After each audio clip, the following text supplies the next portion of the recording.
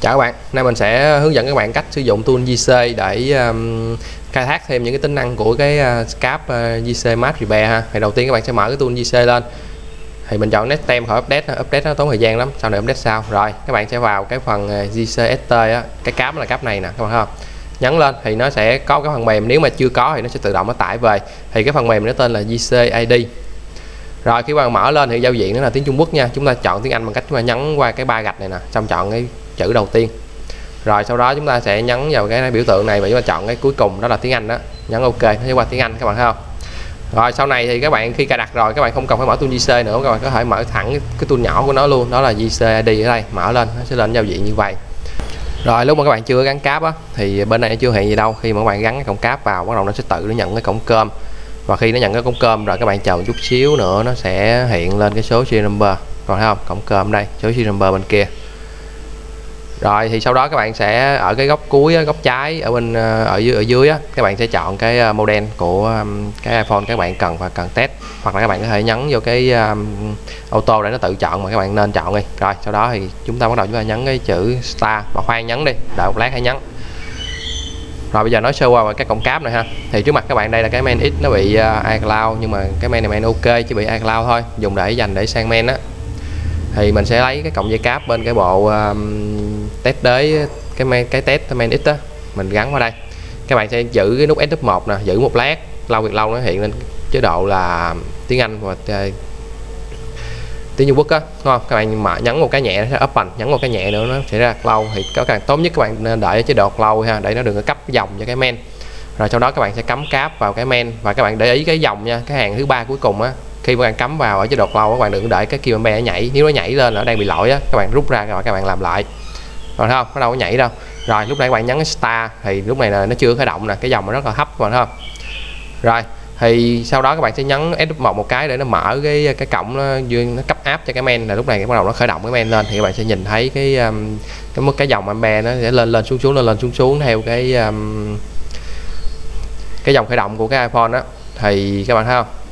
Ở đây mình tua nhanh qua khúc này, tua nhanh ha, một lát nữa mình mới giữ lại, một lát nữa mình mới tua chậm lại để các bạn dễ hiểu hơn. OK, sau khi mà các bạn test nó rồi thì các bạn lưu lại với một cái file, thì các bạn để đó để một lát nữa các bạn so sánh. Rồi thì ở đây chính là cái main mà các bạn nhớ một cái clip kia là mình làm một cái main mà nó bị lỗi là không có email đi. Thì bây giờ mình sẽ lấy cái main này để mình rít cái biểu đồ của cái main này ra và mình so sánh lại cái biểu đồ mới nãy mà mình lưu lại á. Rồi nhấn vào, bắt đầu nhấn start để cho nó chạy, chọn main X. Rồi nhấn start. Rồi khi các bạn nhấn cái tên on, nhấn cái F1 cái để cho nó mở cái USB open lên, đúng không? Bắt đầu nó cấp áp cho cái main thì dòng khởi động nó sẽ tăng lên. Thì cái biểu đồ này nó sẽ giúp các bạn so sánh ở cái dòng khởi động của những cái máy thôi. Nhưng mà cho dù hai cái máy OK đi, nhưng mà các bạn thấy đôi khi có những cái máy nó boot nhanh, có những cái máy nó boot chậm, đúng không? Cái dòng nó cũng sẽ khác nhau, rất là khó để so sánh.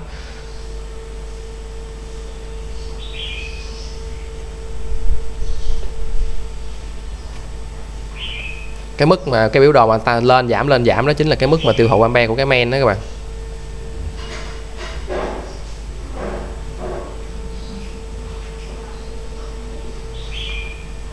Rồi sau khi nó khởi động lên một lát rồi nó sẽ sụp màn hình xuống, bắt đầu nó về cái chế độ nghỉ. Mình sẽ để lâu một chút ha, để tiện so sánh với lại cái biểu đồ mà cái main X OK lúc nãy mà mình làm, mình lưu lại á.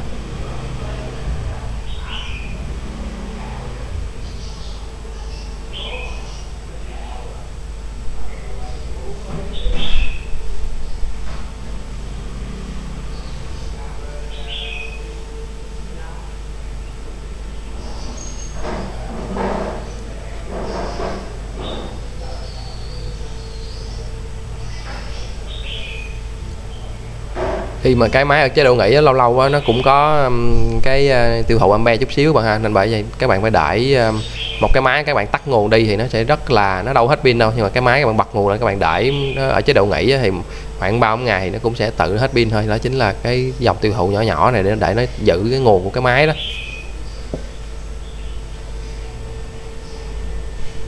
Rồi mình sẽ tắt nó tại đây đi.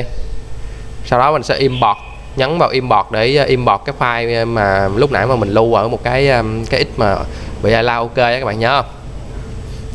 Kéo nó về cái vị trí đầu tiên.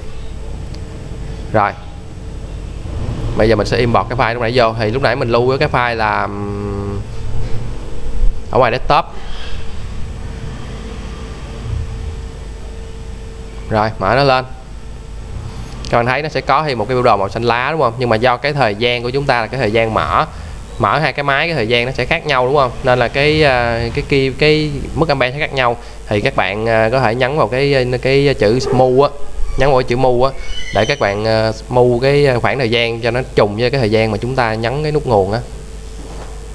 Đây mình kéo nó về. Đó các bạn thấy không? Nó sẽ hơi có một chút sai lệch, nhưng mà các bạn cố gắng kéo ngay lại để chúng ta kiểm tra.